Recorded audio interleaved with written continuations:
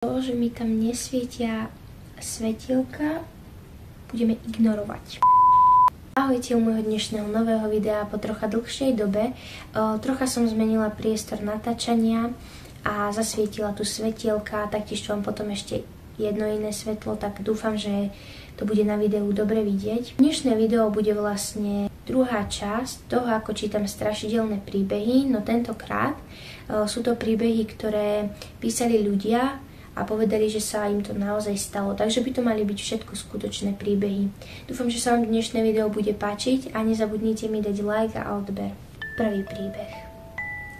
Pracoval som na verejnom kúpalisku. Býval som tam ešte dlho po zatváračke. Upratoval som bazén, jeho okolie a celú budovu. Jedného dňa, asi o 2 hodine ráno, som začal upratovať šatne. Keď som zrazu za chrbtom začul detský smiech a šľapkanie bosých mokrých nôh. Okamžite som sa otočil, ale nikto tam nebol. Prezrel som polku budovy, celý vonkajší areál a nič. Dvere boli zamknuté a to dieťa sa naozaj nemalo kde skrývať. Pozrel som si záznamy z bezpečnostných kamier a zistil, že som v budove úplne sám. Bolo mi z toho nevoľno. Druhý príbeh. Mal som asi 10 a trpel som príšernou insomniou. Predstavoval som si hrozivé veci. Necítil som sa bezpečne a dospelo to až do štádia, keď som spával výhradne v obývačke na pohovke, s chrbtom nalepeným na stene a so zapnutou televíziou alebo iným zdrojom svetla.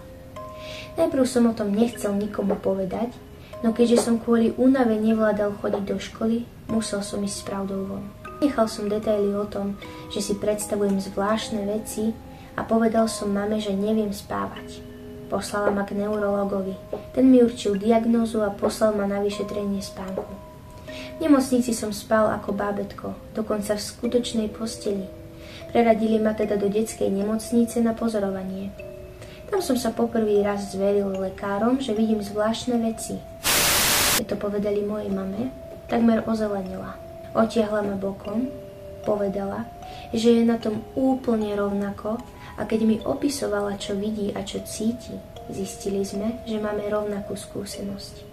Doma sa o tom porozprávala aj s mojím starším bratom, ktorý na tom bol veľmi podobne.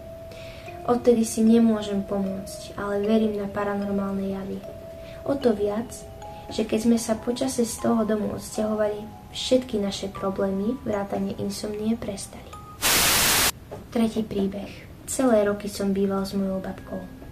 Mala izbu hneď vedľa mojej a vždy sa zobudila uprostred noci, aby išla na záchod. Ten bol v mojej izbe.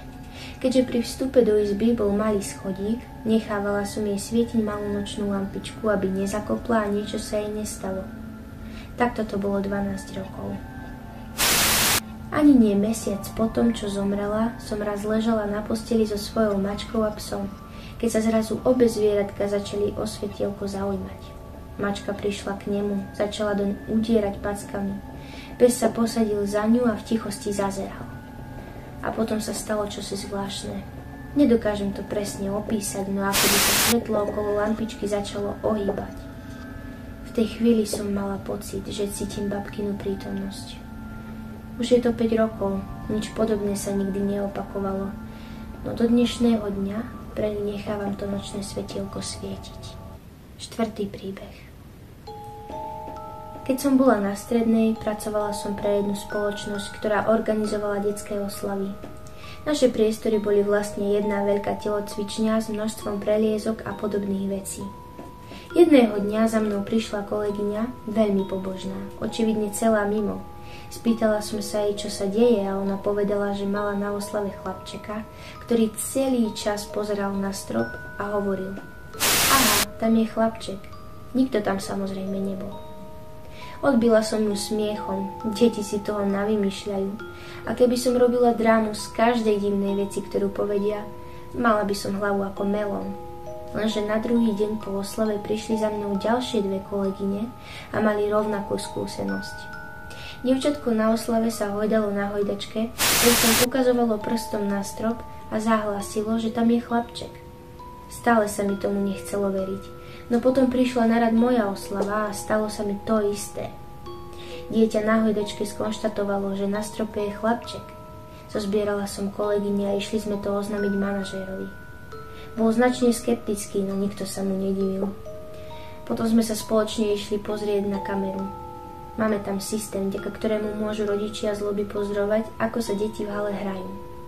A zistili sme, že sa sama od seba hojdá hojdačka.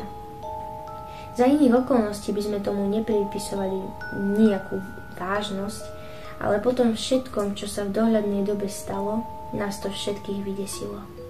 Dodnes na to nemáme nejaké racionálne vysvetlenie, takže si predstavujem, že to bol akýsi duch malého chlapčeka, ktorý sa chudák len chcel pohrať na prelieskach.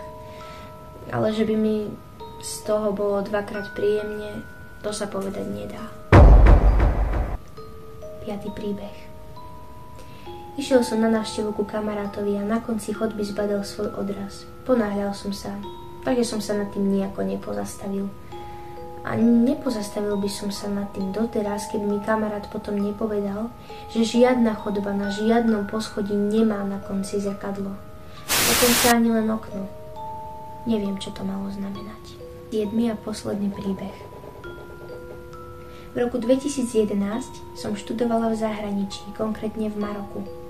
Bývala som v študentskom dome s obrovskými ozdobnými oknami, vysokými od podlahy až po strop. Mala som jednu spolubývajúcu, ktorá v tú noc už spala. Ja som sa z ničoho nič prebudila, pretože som mala pocit, ako by mi sedela na posteli. Celá v bielom. Nesedela. Keď som sa prebrala, uistila sa, že leží v posteli a tuho spí, išla som robiť to isté.